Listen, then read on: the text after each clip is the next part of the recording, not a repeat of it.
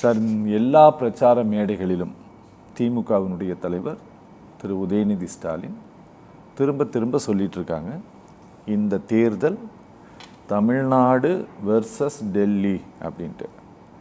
இவ்வளவு காலம் அதிமுக திமுக அப்படிங்கிற மாதிரி தான் இந்த தேர்தலை தமிழ்நாடு சந்தித்திருக்கிறது. முதல் முறையாக இப்படி ஒரு பிரச்சாரத்தை இந்த எலெக்ஷனில் முன்வைத்திருக்கிறார்கள்.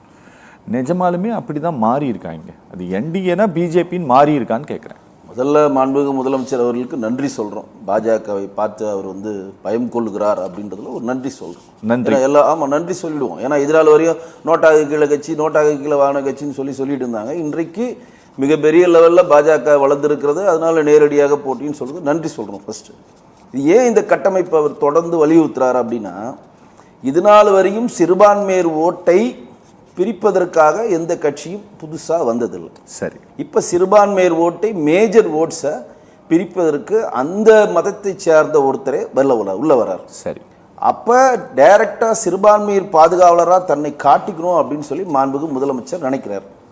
அப்போ அது என்ன பண்ணுறாருன்னா, எடப்பாடி அவர்கள் இப்போ தலைமையில் இருக்கக்கூடிய தேசிய ஜனநாயக கூட்டணி தமிழ்நாட்டின் போட்டின்னு சொன்னால் அந்த ஹாட் கேக்கு எடுக்க முடியாது. ஏன்னா அவங்களுக்கு நேரடியாக ஒரு 10-12% நேரடியாக சிறுபான்மையர் ஓட்டை எடுக்கிறாங்க.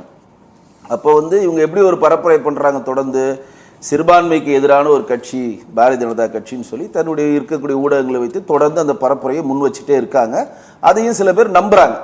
அதனால தான் இன்றைக்கி பார்த்திங்கன்னா அவங்களுடைய மதச்சார்பற்ற முற்போக்கு கூட்டணியின் பேரை வச்சுக்கிட்டு மதம் சார்ந்தப்பட்ட முஸ்லீம் கட்சியும் ஜாதி சார்ந்தப்பட்ட பல கட்சிகளையும் கூட்டணி உள்ள வச்சுருக்காங்க.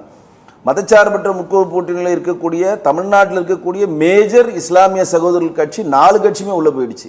சரி, முஸ்லீம் லீக் கட்சி 2, மதச்சார்பற்ற ஜனதா முற்போக்கு கூட்டணின்ற அது ஜவஹர்லா கட்சிக்கு ஒரு 2, அப்புறம் நம்ம இன்னொரு கட்சிக்கு 1, எஸ்டிபிஐ கட்சிக்கு 1ன்னு சொல்லி 4 சீட்லேருந்து ஒரு மேஜரான பிளேயர்ஸுக்கு கொடுத்துட்டாங்க. அது அந்த கட்சி ஒரு உட்கட்சி விவகாரம், அது உள்ளே வரல. ஆனால் தன்னிடம் இருக்கக்கூடிய சிறுபான்மையர் ஓட்டு தொடர்ந்து தன்னிடம் வர வேண்டும், யாரும் அந்த சைடு போயிடக்கூடாது அப்படின்றதுக்காக தான் டெல்லிக்கு வண்டியை திருப்புறாங்க. இல்லாட்டி யாரும் இங்கே நம்ப மாட்டாங்க. இங்கே நான் மேஜர் பிளேயர் பிஜேபி இல்லைன்னு எல்லாருக்குமே தெரியும். நம்ம 27 சீட்டு தான் போட்டிடுறோம். தாமரையில் நம்ம தமிழ் மாநில காங்கிரஸ் வாசல் கட்சியை சேர்த்திங்கன்னா அதிகபட்சம் நம்ம எவ்வளோ 27 + 5 32 சீட்டு தான் தாமரையில் போட்டிடுறோம். மற்றவங்களாம் ரெட்டையில சின்னத்தில் போட்டிடுறாங்க. சரிங்களா? அப்போ மேஜராக இங்கே போட்டிடுறது 169லேருந்து 170 சீட் யார் போட்டிடுறாங்க? அஇஅதிமுக தான் போட்டிடுறாங்க. ஏன் இந்த ட்ராக் அவங்க எடுக்கிறாங்கன்னா, காரணம் இந்த ஹாட் கேக்கு நம்ம எப்போதுமே இவங்களுக்கு பாதுகாவலர் மாதிரி ஒரு கட்டமைப்பை காட்டிக்கொண்டே இருக்க வேண்டும். அப்போ பார்த்தீங்களா, தீபத்தூணில் தீபம் ஏற்றுவதற்கு இஸ்லாமிய சகோதரர்கள் யாருமே தடை சொல்லலை. அமைதி பேச்சுவார்த்தையில் 2 முறை நடக்கிறப்ப தீபத்தூணுக்கும் தர்காவுக்கும் 50 மீட்டர் இடைவேளை இருக்குது, நீங்கள் ஏற்றுக்கலான்னு சொன்ன பிறகும் தீபத்தூணில் ஏற்ற விடாமல் நீங்கள் ஏற்றுக்கலான்னு பரவாயில்ல, நாங்கள் உங்கள் பாதுகாவலர்னு சொல்லி வம்படியாக போய் நாங்கள் தான் உங்கள் பாதுகாவலர்னு சொல்கிறது ரீசன் என்னன்னா, இதனால் வரையும் அவங்களுக்கு தேர்தல் ஆரம்பித்து ஓட்டு பதிவு ஆரம்பித்த உடனே அவங்களுக்கு ஒரு 10-12% நேரடியாக ஹாட் கேக் கிடச்சிருச்சு. அது இனிமேல் கிடைக்காதுன்ற பயம் அவங்களுக்கு வந்துருச்சு. அப்போ தொடர்ந்து நாங்கள் உங்கள் பாதுகாவலன் அப்படின்றதுக்காக என்னென்ன சந்தர்ப்பம் கிடைக்கிறதோ, என்னென்ன வேலிடு பாயிண்ட் கிடைக்கிறதோ அதில் எல்லாம் வண்டி ஓட்டுறாரு. அதில் ஒன்று தான் தீபத்தூண் பிரச்சனை, அதில் ஒன்று தான் இப்போ டெல்லிக்கும் எங்களுக்கும் போட்டி அப்படின்னு சொல்கிறது. இதெல்லாம் இவங்க இப்போ மேடை பேச்சுக்கு ஒரு அலங்கார பேச்சாக இருக்குன்னு தவிர இங்கே எல்லாருக்குமே தெரியும். மேஜர் பிளேயர் இவங்க 170 சீட்டு 75 சீட்டு நிற்கிறாங்களா, அவங்களும் ஆல்மோஸ்ட் 170 சீட் நிற்கிறாங்க. இவங்க 2 பேர் தான் ஈக்குவலைஸான போட்டின்னு எல்லாருக்குமே தெரியும். தமிழ்நாட்டில் தேசிய ஜனநாயக கூட்டணிக்கு தலைமை தாங்கிறது எடப்பாடி பழனிசாமின்றது எல்லாருக்குமே தெரியும். அது நம்ம சொல்லிட்டோம். முதலமைச்சர் வேட்பாளர் எடப்பாடி பழனிசாமி சொல்லியாச்சு, எல்லாமே முடிஞ்சிருச்சிங்க. இருந்தாலும் நாங்கள் சிறுபான்மையர் பாதுகாவலர் மாதிரி காட்டிக்கொள்ள வேண்டும்னாலும் மாற்றி சொல்கிறாரு. இந்த மாதிரி அவர் என்ன சொன்னாலும் டெல்லிக்கு எங்களுக்கும் போட்டி சொல்கிறது எனக்கு ஒரு தனிப்பட்ட முறையில் எனக்கு ஒரு சந்தோஷம் தான். நம்மளை பார்த்து திமுக பயப்படுகிறது, நம்மளை பார்த்து திமுக அஞ்சுகிறது அப்படின்னு தான் அதை நான் எடுத்துப்பேன். ஓகே ஓகே ஓகே, சரிங்களா? இது இந்த ரூட்டு தான் அவங்க எடுக்கிறாங்க. இது மேடை நாகரி பேச்சுக்களுக்கு வேணால் அது உடன்படிக்கும் தவிர களத்தில் அது எடுபடாது. Okay okay okay okay. Thiru Venkatesh, என்னன்னா 2021 சட்டமன்ற தேர்தலில் நோட்டாவுக்கு கீழே போன கட்சி அப்படின்ட்டு சொல்லிய பாரதிய ஜனதா கட்சியை நீங்கள் 2021 சட்டமன்ற தேர்தலை சந்திக்கும் போது என்டிஏ கூட்டணி அப்படிங்கிறது பெரிதாக பேசப்படவில்லை. ஏடிஎம்கே தலைமையில் தான் கூட்டணி அப்படின்னாங்க. எல்லாமே எங்களுடைய டெல்லி தலைவர்கள் முடிவெடுப்பார்கள் அப்படின்ட்டு தான் அப்போது இணையமைச்சர், மத்திய இணையமைச்சர் இப்போ இருக்கிறவர் எல் முருகன் வந்து சொல்லிட்டு இருந்தார். ஆனால் இந்த எலெக்ஷனில் என்டிஏ கூட்டணி கொஞ்சம் பெரிதாக பேசப்படுகிறது இந்த எலெக்ஷனில், சட்டமன்ற எலெக்ஷனில். சரியா? ஆனால் அதிமுக வெர்சஸ் பாஜக அப்படிங்கிறத மாற்றி விட்டு என்டிஏ கூட்டணியை டிஎம்கே பூம் பண்றதுக்கு என்ன காரணம்? அதான் ஏற்கனவே முதல் சுற்றுலயே சுட்டுறீங்க. அதே கேள்விதான். இல்ல எனக்கு இது ரொம்ப வினோதமா. நீங்க என்னதான் நீங்க ஒளிவு மறைவா பேசி அதை பூசி முழுனாலும் நான் சொன்ன காரணம் தான் ஆத்தென்டிக்கான காரணம். ஓகே. 2021 தாவேக்கான்ற ஒரு கட்சி வரல, இன்றைக்கு வந்துருச்சு. பயமுறுத்துது அவங்களுக்கு. ஓகே. மொத்தமா எடுத்துட்டு போடுவாங்க. மைனாரிட்டி ஓட்டு அங்க பாதிக்கப்படும்ல. அது வந்து அது சார்பான ஆளுக்கு ஓட்டு போடு கேட்கறது ஒண்ணு ஒரு பக்கம். அந்த சார்பான ஆளே நிக்கிறப்ப பெரும்பான்மையா அங்க போவாங்கன்ற ஒரு பயம் வரும்ல. அப்ப ட்ராக்கை மாத்துறாங்க. ட்ராக் எப்படி மாத்துறாங்க? என்டிஏ சிறுபான்மைக்கு எதிரான கட்சி, சிறுபான்மைக்கு எதிரான கட்சி, சிறுபான்மைக்கு எதிரான. இங்க ஆகுனா இங்க கூட்டணி கட்சிகள்லாம் சொல்லுவாங்கல்ல, பாஜக உள்ள வந்துடும், தோழமை சுடுது எங்களுக்கு, பாஜக உள்ள வந்துடும், 5 சீட்டு பேர் 6 சீட்டு பேர் நாங்கள் 5 சீட்டே வாங்கிக்கிறோம், பாஜக உள்ள வந்துடும், மனவர்த்தத்தோட வெளியே போறோம். இது வந்து என்னன்னா இவங்க இயலாமையை மற்றவர்களிடம் படி போறது. இப்ப கூட திருமாவளவன் என்ன இன்னைக்கு சொல்லியிருக்காங்க, திருவிக்கால பொற்கொடி அவங்களுக்கு நீங்க சீட்டு கொடுத்தது அஇஅதிமுகவுக்கு வரவேற்கிறோம், ஆனா அவங்க உயிருக்கு அச்சுறுத்தல் இருக்கு. நான் சொல்லலை, உங்க கூட்டணி கட்சியில் இருக்கவங்க தான் சொல்றாங்க. நாங்க அடம்பிடிச்சு, அதாவது மறுமலர்ச்சி திராவிட முன்னேற்ற கழகத்தினுடைய இது அவைத்தலைவர் வந்து பொதுவெளியில பேசுறப்ப அர்ஜுனன் அவர் பேசுறப்ப சிரித்து கொண்டே அழுகுறோன்னு சொன்னார். சரி, ஏதோ ஒரு அவரோட ஆதங்கத்தை வெளியெடுத்திருக்காரு பார்த்தா இன்னைக்கு சீர்காழியும் கொண்டு கொடுத்துட்டாங்க, நாங்க உதயசூரிலே நின்றுறோம். இதுல எங்க அவங்க தனித்தன்மை இருக்கா? அவங்க கூட்டணி கட்சிகள் இருக்கவங்களுக்கு யாருக்கா ஒரு தனித்தன்மை இருக்கா? எல்லாருமே திமுக லோகோல் இருக்கிறப்ப அங்க தனித்தன்மை அடிபட போகுது. அப்ப எதை நோக்கி அவங்க நகர்றாங்கன்றது ஒரு கேள்வி எழுதா இல்லையா? இப்ப காங்கிரஸ்ல இருக்கக்கூடிய ராகுல் காந்தி என்ன சொன்னாரு, நீங்க வந்து தாவேக்கா போவீங்க போலன்றது 2வது கட்டம், ஆனா எங்களுக்கான எம்பியை நாங்க தான் தேர்ந்தெடுப்போம்னாரு.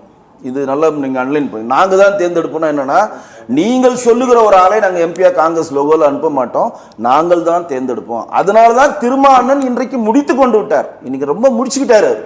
இது இப்படியே போனா மறுமலர்ச்சி திராவிட முன்னேற்ற கழகம் மாதிரி விடுதலை சிறுத்தைகள் ஆயிடும்.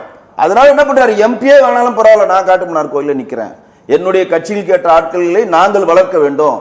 ஏன்னா எங்களுடைய பெரும்பான்மை ஓட்டை வந்து நாம் தமிழரும் தாவேக்காவும் பிரிச்சு எடுத்துட்டு போறப்ப ஒட்டுமொத்த கட்டமைப்பே மாறுறப்ப மறுமலர்ச்சி திராவிட கழகம் மூலம் இங்க இருக்க போறோம் அங்க போயிடுவாங்களோன்ற ஒரு பயம் அவருக்கு வந்திருக்கு. அந்த பயத்தை அவருக்கு உணர வைத்தது ராகுல் காந்தி. ஓகே. ராகுல் காந்தி கிறிஸ்டோபர் திலக்க போட்டவனதான் இங்க எல்லாருக்குமே ஒரு தெளிவு வருது. இனிமேல் இப்ப கூட நான் சொல்றேன், காங்கிரஸுக்கு வர வேட்பாளர் பட்டியலை பாருங்க, பயங்கர மேஜிக் நடக்கும். நீங்கள் நினைத்தவர்கள் யாருக்குமே சீட்டு கிடைக்காது. ஏன்னா நேரடி பார்வையில காங்கிரஸுக்காக வேலை செய்கிற ஒரிஜினல் காங்கிரஸ்காரர் வேணும் ராகுல் காந்தி நினைக்கிறார். ஓகே ஓகே சரிங்களா? அந்த செக்கை தான் இன்னைக்கு திருமாவளவன் உணர்ந்திருக்காரு. அதனாலதான் இன்னைக்கு அஇஅதிமுக பாராட்டி ஒரு அறிக்கை கொடுக்கிறாரு, உயிருக்கு அச்சுறுத்தல் இருக்கு, அதுவும் ஒரு கண்டனம் சொல்றாரு. ஏன் அப்படி பதிவு செய்யறேன்னா, நாளைக்கு ஒரு தொங்கு சட்டசபை வந்தோ ஏதோ வந்து திமுக வந்து மறுமலர்ச்சி திராவிட முன்னேற்ற கழகம் மாதிரி ஒட்டுமொத்தமா அங்க போயிட்டாங்கன்னா நம்ம கட்சி கட்டமைப்பை இங்க ஆட்டம் கண்டுன்ற பயம் அவருக்கு உண்டாகிவிட்டது. நீங்கள் கூட்டணி கீழே இருக்கிறீங்க, பெரிய கூட்டணி பிரம்மாண்ட கூட்டணி ஒரு கட்டமைப்பு தான் ஏற்படுத்துறீங்க தவிர பொதுவெளியில ஒவ்வொருத்தரையும் சொல்றாங்க. யாரு கம்யூனிஸ்டை சேர்ந்தவங்க பாலாபரதி மேடம் சொன்னாங்களா இல்லையா, நாங்கள் என்ன இப்படி எங்களை பண்ணிட்டீங்களா? கமல் என்ன பண்ணாங்க உங்களுக்கே தெரியல. அவர் ஈஸியா சொல்லி கடந்து போயிட்டார். தன்னை நம்பி வந்தவர்கள் எல்லாரையும் அவர் ஏமாற்றி விட்டான்றது நிதர்சனம். அவர் அரசியல் தெரிஞ்சவங்களுக்கு எல்லாருக்குமே தெரியல. தன்னை நம்பி 5 வருஷமா அவருக்கு முன்னாடி 10 வருஷமா ஓடினவங்க 4% ஓட்டு இருக்கவங்களுக்கு பரவாயில்ல நன்றி சொல்லாதீங்க, இது என் கடமைன்னு சொல்லி அவர் கடந்து போயிடலாம். அவர் எம்பி சீட் வாங்கி செட்டில் ஆயிடலாம். பெரிய கட்சி நீங்க நினைக்கிற ஒரு கட்சியை உள்ள கொண்டு வந்திருக்கே, மொழி ரீதியான பற்று அங்க அதிகமா இருக்குன்னு சொல்றாங்க குற்றச்சாட்டு. மொழி ரீதியான பற்று அங்க அதிகமா இருக்கு. அங்க மேஜர் பிளேயர்லாம் நீங்க தமிழ் சொல்றீங்க தவிர அங்க உள்ள இருக்கவங்க மேஜர் பிளேயர்லாம் மாற்று மொழியை பேசுறவர்கள் தான் அவங்க உங்களே ஆட்டி கொண்டிருக்கிறார்கள். அவர்கள் மூலம் அந்த மொழி பற்று உள்ள போறனால தான் அவங்க ரொம்ப ஈஸியா ஜெல்லாய் 10 சீட்டு வாங்கிட்டாங்கன்னு. ஆனா நீங்க எல்லாரும் பேசும்போது நீங்க அவங்களெல்லாம் ஹிந்துன்னு எடுத்துக்க மாட்டீங்க, அவங்களெல்லாம் ஹிந்துன்னு எடுத்துக்க மாட்டீங்க. நான் கேட்கறது அங்க என்ன போது எடுத்துக்குவீங்க. எங்களுக்கு வந்து எல்லா மொழியும் பேசுறவருக்கும் தேசிய கட்சியை பொறுத்தவரை பொதுதான். நான் சொல்றது நீங்க புரிஞ்சுக்கங்க. நீங்க உத்தரப்பிரதேசத்துல ஒரு கேண்டிடேட் சார், நீங்க பார்லிமெண்ட்ல இருக்கா சார் ஒரு முஸ்லிம் கேண்டிடேட் பிஜேபில? இப்ப சிறுபான்மை கிரண் ஜூஜி யார் பார்லிமெண்ட் விவாதத்துறை அமைச்சர்? கிரண் ஜூஜி யார் சிறுபான்மை இடத்தை சேர்ந்தவரா? நீங்க இஸ்லாமியர் மட்டும் தான் நாட்டை சிறுபான்மை இருக்காங்களா? நீங்க என்ன இஸ்லாமியர் இருக்காங்க, கிறிஸ்தவர் இருக்காங்க, பௌத்த மதத்தை சேர்ந்தவங்க, சீக்கியர் இருக்காங்க, ஜைன மதத்தை சேர்ந்தவங்க, அவங்க எல்லாம் சிறுபான்மை தான் கேட்டகரியில. நீங்க என்ன சிறுபான்மை நீங்க என்ன சொல்றீங்க? எனக்கு புரியல. நீங்க என்ன கேட்டகரியில இருக்கீங்க?